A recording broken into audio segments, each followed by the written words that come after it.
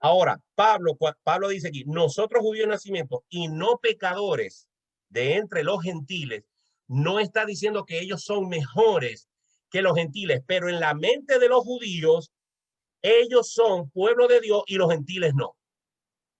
Entonces, Pablo lo que está usando es ese argumento para decir, si nosotros que nos creíamos que éramos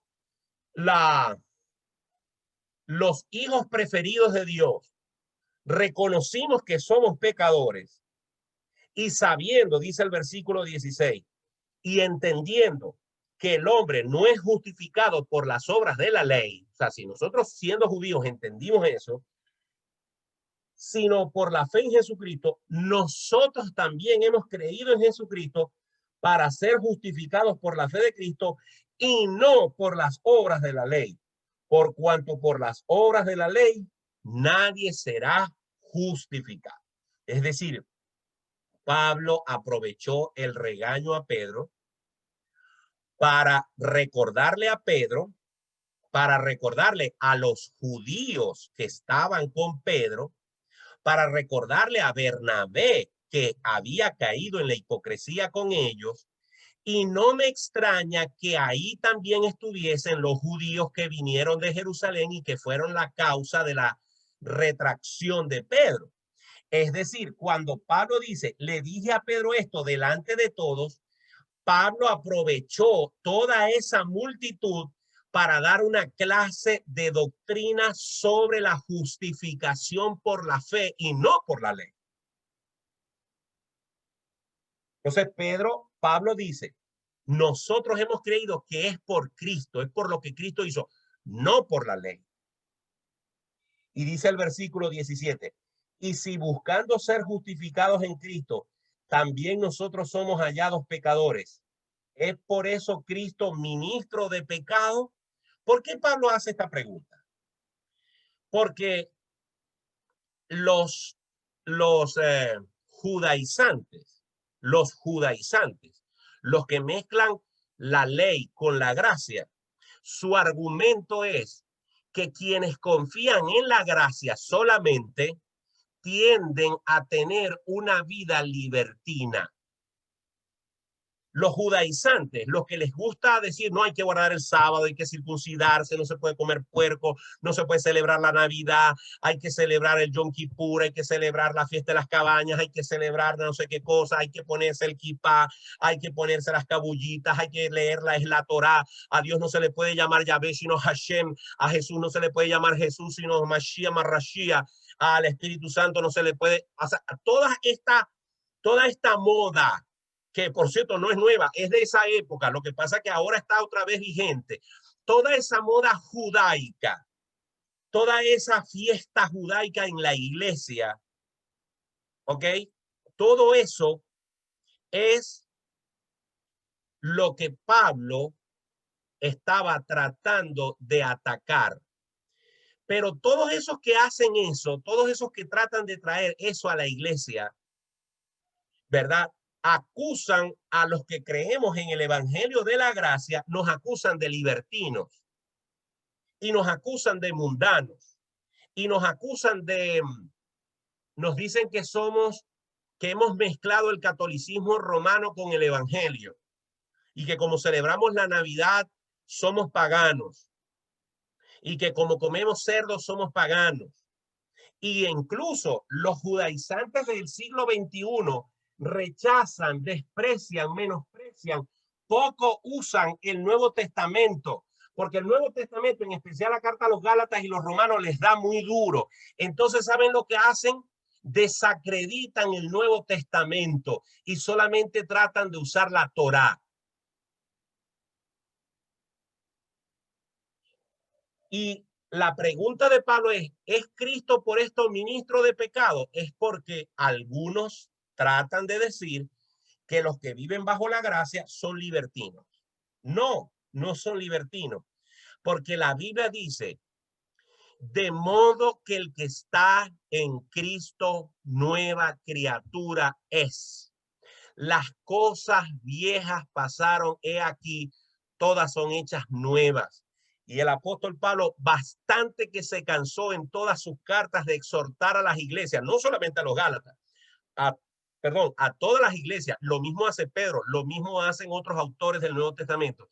Se cansó de llamar a una vida de santidad, porque la santidad y el amor a la santidad es uno de los frutos, es una de las manifestaciones de un verdadero creyente, porque el que ha muerto en Cristo desprecia el pecado, ya no siente atracción por el pecado, se siente sucio, se siente inmundo, se siente repulsivo cuando se acerca el pecado. Ya un hombre cristiano no puede ver a otra mujer que no sea su esposa como la veía antes, ni codiciarla, ni pensar en su corazón los mismos pensamientos que tenía antes de conocer a Cristo. ¿Por qué? Porque el Espíritu Santo lo redarguye y le dice, así no puedes mirar a esa mujer. Si un cristiano o alguien que se llama cristiano no rechaza el pecado, no pelea con el pecado, no se siente mal por el pecado, tiene que revisar su conversión, porque es posible que no tenga una relación con Dios porque no ha sido salvo, sino que es salvo por religión. Perdón, es cristiano por religión, no por convicción, no porque ha sido cambiado por Dios. Quiero terminar o ir terminando. Versículo 18. Porque si las cosas que destruí, las mismas vuelvo a edificar, transgresor me hago. Porque yo por la ley soy muerto para la ley a fin de vivir para Dios. Uno de los argumentos de los judaizantes es que dice que nosotros despreciamos la ley, que nosotros no queremos cumplir con la ley. No, la ley no salva. Lo que decimos los cristianos evangélicos es que la ley no salva y los judaizantes creen que cumpliendo con la ley se pueden salvar. Ese es el meollo. Que los cristianos confiamos es en la obra de Cristo en la cruz. Los cristianos creemos en lo que Cristo hizo en la cruz, que Él ocupó nuestro lugar.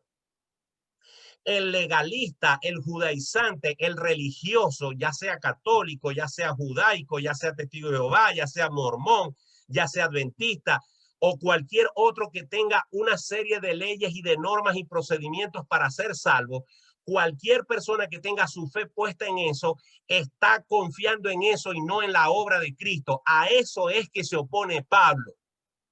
Y a eso es a lo que se opone la Biblia, a que tengamos nuestra confianza en otro que no sea lo que Cristo hizo en la cruz. Ahí está el punto.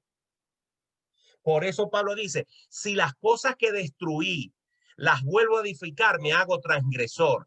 Si yo, habiendo sido cristiano y entendiendo la obra de Cristo, ahora me vuelvo a meter y aplicarme la ley como norma para ser salvo, entonces estoy devolviéndome del camino que ya había transitado y me estoy volviendo a amarrar a las ataduras de la religión. Mi confianza debe estar puesta en Cristo. Pero el versículo 20 ha sido uno de los versículos más hermosos que ha tenido la vida de los cristianos. Versículo 20 dice, con Cristo estoy juntamente crucificado. Y ya no vivo yo, mas vive Cristo en mí. Y lo que ahora vivo en la carne, lo vivo en la fe del Hijo de Dios, el cual me amó y se entregó a sí mismo por mí. Este versículo 20 quiero explicarlo de esta manera. Yo lo he explicado de otras veces y quiero volverlo a reiterar. El versículo 20, Pablo está diciendo que para mí y para todo cristiano, para ustedes que me están oyendo y para mí que estoy hablando, para mí el vivir tiene que ser Cristo. Vivir, el sentido de la vida tiene que ser vivir para Cristo. Si mi vida no está centrada en Cristo, eso no es vivir.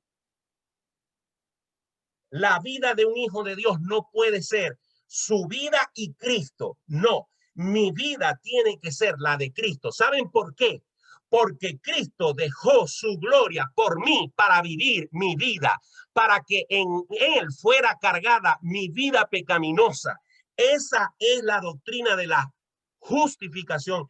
Esa es la doctrina por medio de la cual Dios ve en Cristo mi pecado.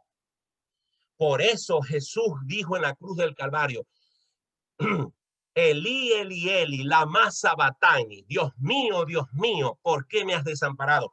Porque cuando Cristo estaba en la cruz, mis queridos hermanos, Él vio, fue tu pecado, mi pecado. Dice la Biblia, que el que no cometió pecado por nosotros fue hecho pecado. Entonces Pablo dice, un cristiano lo menos que puede decir es que para mí la vida es Cristo. Porque si Cristo dejó su trono por mí, si Cristo lo dejó todo por mí, si Cristo se hizo como un pecador por mí, lo menos que yo puedo hacer es hacerme lo más parecido a Cristo. Para mí, el vivir es Cristo.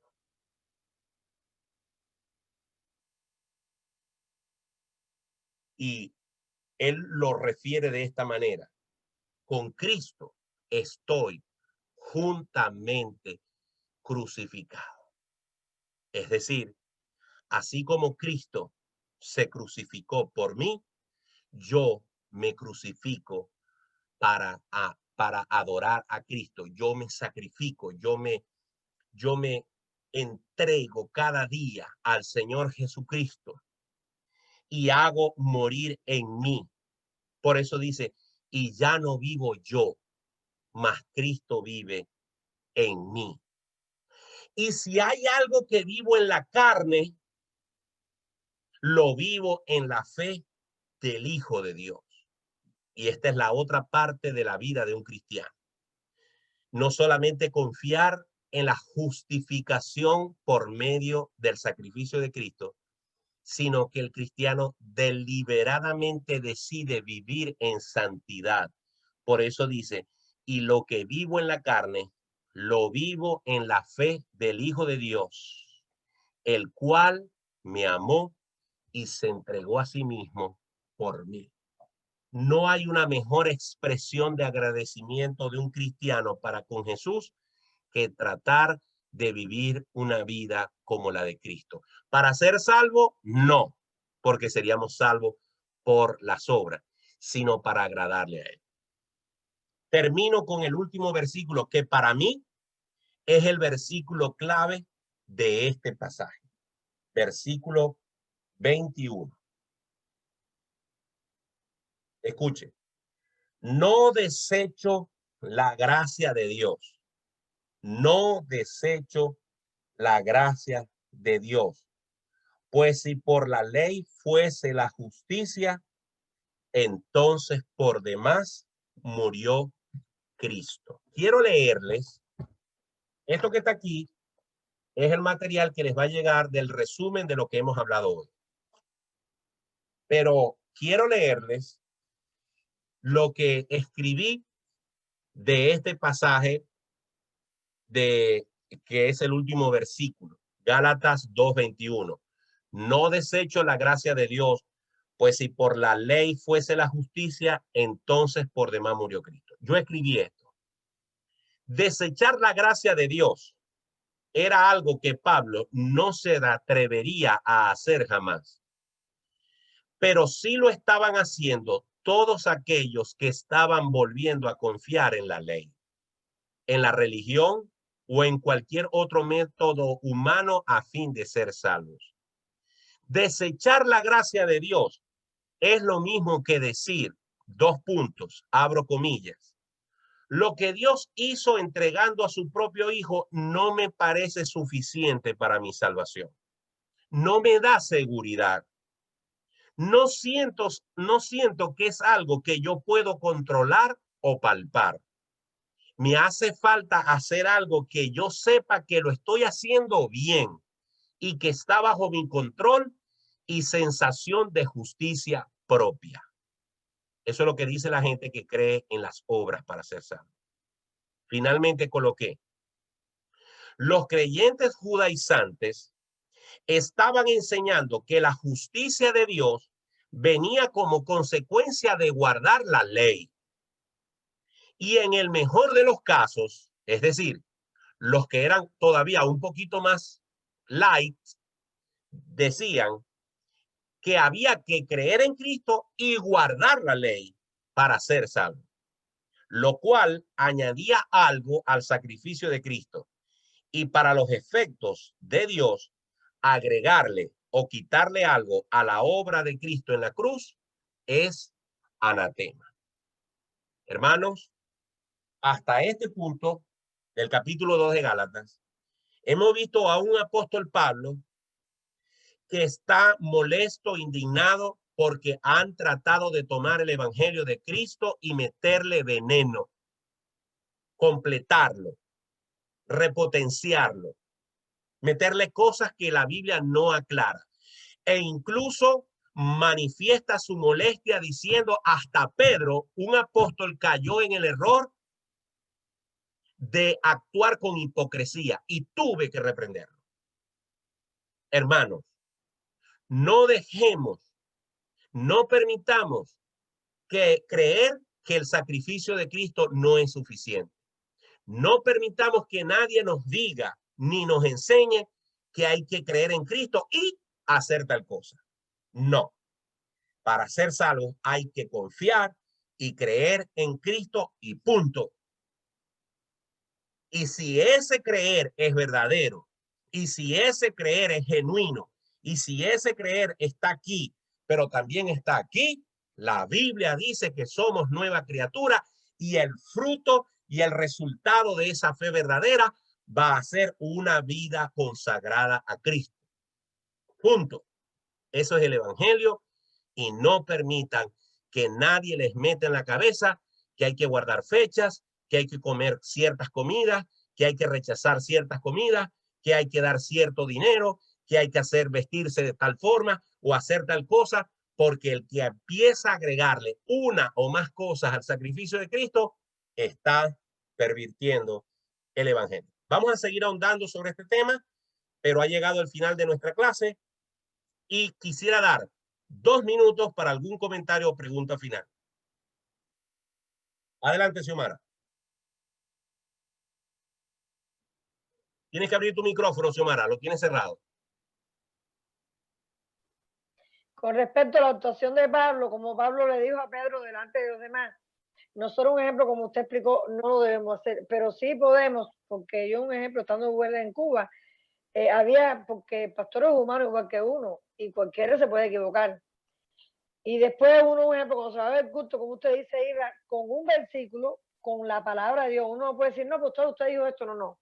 Mire, pastor, usted dijo esto y esto, pero en la Biblia, en tal lado dice esto y esto y esto. ¿Ves?